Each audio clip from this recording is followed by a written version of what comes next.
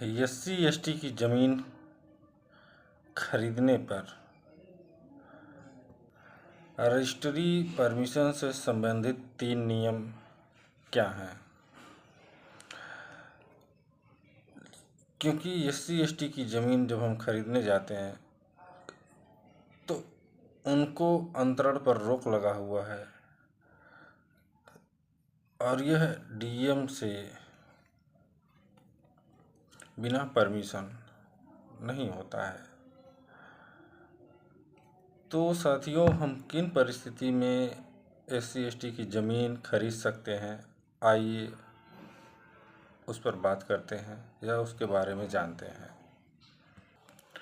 अब कुछ लोग कहेंगे कि हमारे वकील साहब ने कहा है कि ये प्लाट आवासी है, इसलिए इसे खरीद और बेच सकते हैं।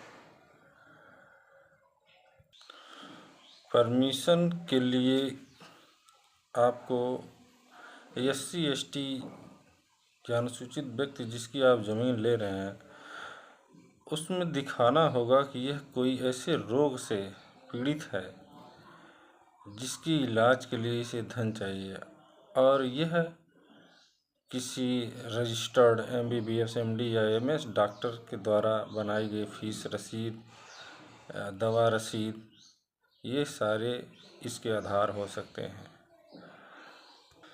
ज़मीन का सर्किल रेट से कम में लेन देन नहीं कर सकते।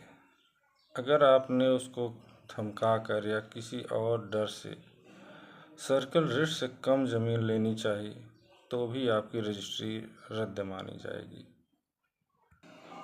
अब रही बात साथियों कि भारत सरकार ने धारा 98 लगाकर अनुसूचित जनजाति की ज़मीन को खरीदने पे रोक लगा दी है और टर्म ऑफ कंडीशन ऐसे डाल दिए हैं जिसे आप समझिए कि आप उस ज़मीन को ना ही खरीद पाएँ।